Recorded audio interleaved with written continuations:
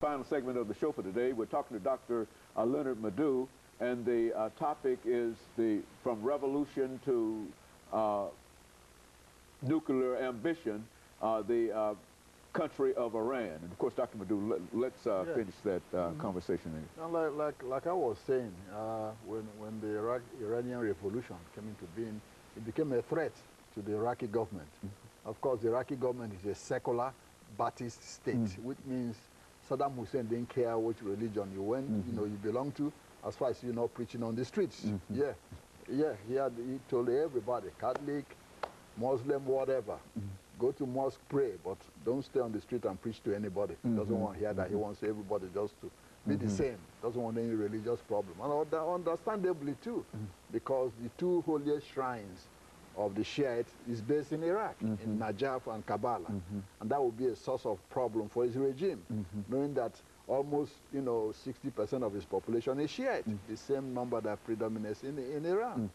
So after this, Khomeini started preaching against Saddam Hussein. He never forgot the slight, like I said before, being kicked out of Iraq by Saddam Hussein. And Iraq used it, as an excuse, even though they've been preparing for long to attack Iran in order to forestall, However, the Iraqis say, well, what precipitated the direct attack was the assassination attempt against Tariq Aziz by an Iraqi group called Al-Dawa that was sponsored and paid by the Iranians. Of course, the government of the United States and most European countries wanted Saddam Hussein to attack Iran anyway in order to stop the revolution, from moving. Why? In 1953, we remember, the CIA helped orchestrate the coup that overthrew Dr. Mohammad Mossadegh, who was a popular Iranian prime minister, and installed the Shah back to power. The Shah had already been overthrown. He left and he was in Rome. So the CIA did all this. So the Iranians never forgot that role played by the United States in '53. And you think that they're still having an impact on our policy now? Up to today, yes, they still think, there's always some behind everything the United States does on the border.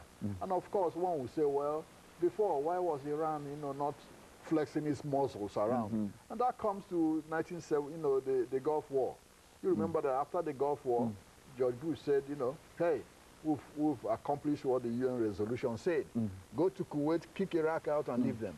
Okay, a lot of people say, why didn't you go to Baghdad and complete the job, overthrow Saddam Hussein and all this? But George Bush and his advisors, and Colin Powell, who was Joint Chief of Staff, and they said, no, let's leave Saddam Hussein there. He's being contained, but at the same time, he's a good instrument to keep an eye on the Iranians.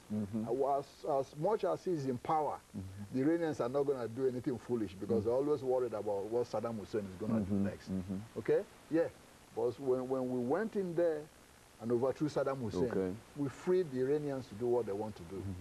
Hezbollah in Lebanon got stronger because the Iranians were financing them.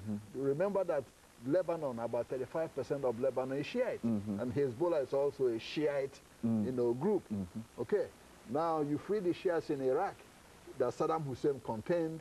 Now you have 60% of the Shiites in Iraq and those in Iran teaming up. Okay, nobody to control them. So in a way now we're talking about Iran wants to build a nuclear bomb. If Saddam Hussein was there, there will be Iranians will be busy trying to build up their conventional weapons and all this to face Iraq than even focusing on the nuclear design. All the money and all this that they are putting there now will be used for some else to defend themselves against Saddam Hussein. So there was always a real belief that they had to prepare for a war against Iraq. Is that exactly, because they never know what Saddam Hussein will do. And Saddam Hussein was busy building his offensive weapons and chemical weapons that he used against Iran anyway in that 1988 He had war. already done that.